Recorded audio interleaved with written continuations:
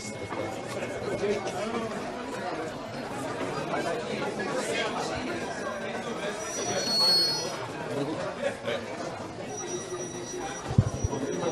Vai, Rodé, vai, vai segurar.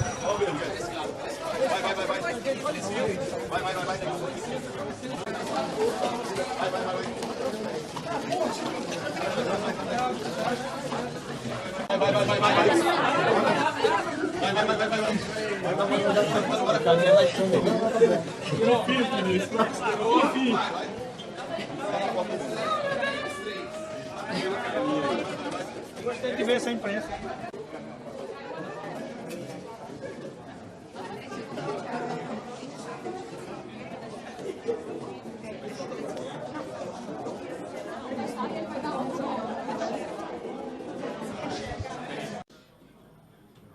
O projeto de lei complementar que regulamenta a emenda constitucional da reforma tributária. Isso substitui uma infinidade de leis que estão sendo revogadas e substituídas por um sistema tributário que será um dos mais modernos do mundo. Que o último relatório do Banco Mundial sobre sistemas tributários colocou o nosso país, infelizmente, entre os 10 piores sistemas tributários em vigor.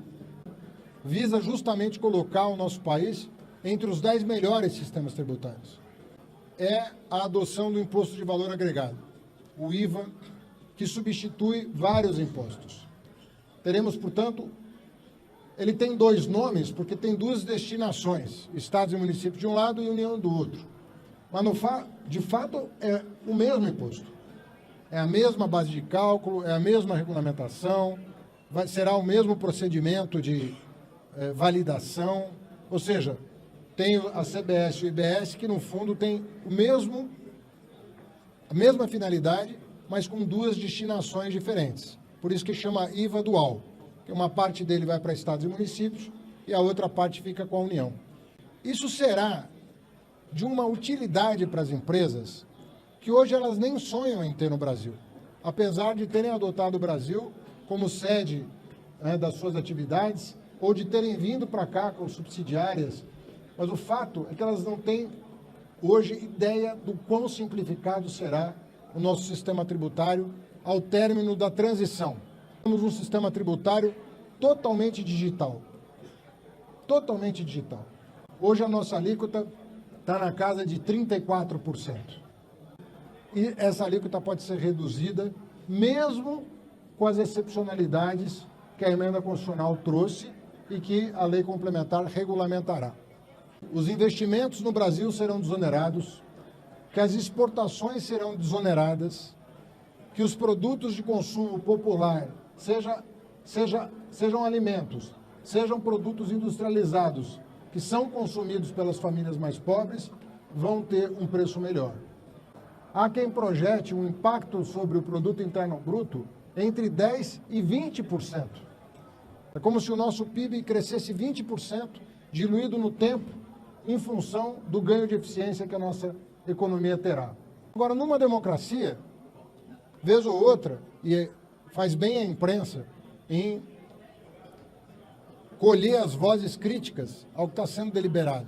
Mas numa democracia, nós temos que saber negociar com os representantes do povo.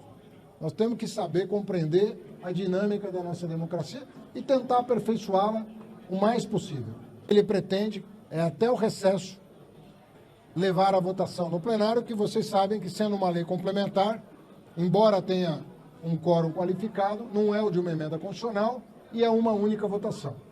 Então é algo que tem uma tramitação mais leve. Segundo aspecto importante é que a lei tem que cumprir a emenda constitucional da reforma tributária. Portanto, os parâmetros já estão fixados. Nós já estamos num outro nível de detalhe. Os grandes temas que foram já deliberados estão na emenda constitucional. Agora, na lei complementar, você vai detalhar. Então, na minha opinião, o nível de tensão, ele vai diminuindo a cada etapa.